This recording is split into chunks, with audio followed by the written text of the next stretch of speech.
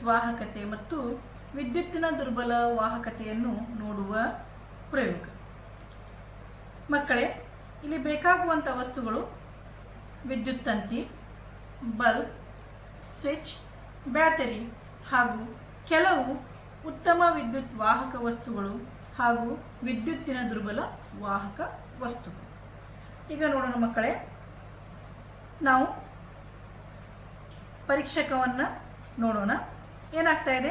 Bulb ಉರಿತಾ ಇಲ್ಲ. ಹಾಗಾದರೆ ನೋಡೋಣ, ನಾವು ಸ್ವಿಚ್ ಆನ್ ಮಾಡೋಣ. ಈಗ ನೋಡಿ ಮಕ್ಕಳೇ, ಬಲ್ಬ್ ಉರಿತಾ ಇದೆ. ಹಾಗಾದರೆ ನಮ್ಮ ಪರೀಕ್ಷಕ ಚೆನ್ನಾಗಿದೆ ಅಂತ ಅರ್ಥ.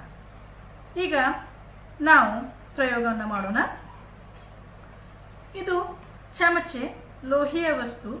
ಯಾವಾಗ ಈ ಚಮಚೆಯ ಮೂಲಕ ವಿದ್ಯುತ್ತನ್ನು ಹರಿಯಲು ಬಿಟ್ಟಾಗ ಏನಾಗ್ತಾ ಇದೆ? ನೋಡಿ ಮಕ್ಕಳೇ, ಏನಾಗ್ತಾ ಇದೆ? ಹೌದು, ಬಲ್ಬ್ ಉರಿತಾ ಇದೆನಾ? ಹಾಗಾದರೆ ಇದು ಒಂದು ಉತ್ತಮ ವಿದ್ಯುತ್ ವಾಹಕ. ಅದೇ ರೀತಿ ನಾವು ರಬ್ಬರ್ ತೆಗೆದುಕೊಳ್ಳೋಣ. ಈಗ ರಬ್ಬರ್ ಮೂಲಕ ವಿದ್ಯುತ್ತನ್ನು ಹರಿಸೋಣ. ಏನಾಗ್ತಾ ಇದೆ? ಹೌದು, ಬಲ್ಬ್ ಉರಿತಾ ಇಲ್ಲ. ಹಾಗಾದರೆ ಇದು ಒಂದು ವಿದ್ಯುತ್ತಿನ ದುರ್ಬಲ ವಾಹಕ. ಈಗ ಇದು ಒಂದು ಕಟ್ಟಿಗೆಯ ವಸ್ತು. ಕಟ್ಟಿಗೆಯ ಮೂಲಕ ವಿದ್ಯುತ್ತನ್ನು ಹರಿಸಿದಾಗ ಏನಾಗ್ತಾ ಇದೆ? ಬಲ್ಬ್ ಉರಿತಾ ಇಲ್ಲ.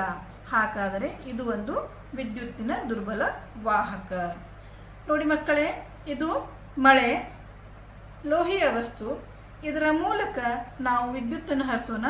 ಏನಾಗ್ತಾ ಇದೆ? ನೋಡಿ ಮಕ್ಕಳೇ, ಬಲ್ಬ್ ಉರಿತಾ ಇದೆನಾ? ಹೌದು. ಹಾಗಾದರೆ ಇದು ಒಂದು ಉತ್ತಮ ವಿದ್ಯುತ್ ವಾಹಕ. ಈ ಪ್ರಯೋಗದಿಂದ ನಾವು ಈಗ ಹೇಳಬಹುದು, ಯಾವ ವಸ್ತುಗಳು ತನ್ನ ಮೂಲಕ ವಿದ್ಯುತ್ತನ್ನು ಹರಿಯಲು ಬಿಡುತ್ತವೆ ಆ ವಸ್ತುಗಳನ್ನು ಉತ್ತಮ ವಿದ್ಯುತ್ ವಾಹಕಗಳು ಎಂದು ಕರೆಯುತ್ತೇವೆ. ಹಾಗೆಯೇ ಯಾವ ವಸ್ತುಗಳು ತನ್ನ ಮೂಲಕ ವಿದ್ಯುತ್ತನ್ನು ಸುಲಭವಾಗಿ ಹರಿಯಲು ಬಿಡುವುದಿಲ್ಲ ಅಂತಹ ವಸ್ತುಗಳನ್ನು ವಿದ್ಯುತ್ತಿನ ದುರ್ಬಲ ವಾಹಕ ವಸ್ತುಗಳೆಂದು ಕರೆಯುತ್ತೇವೆ.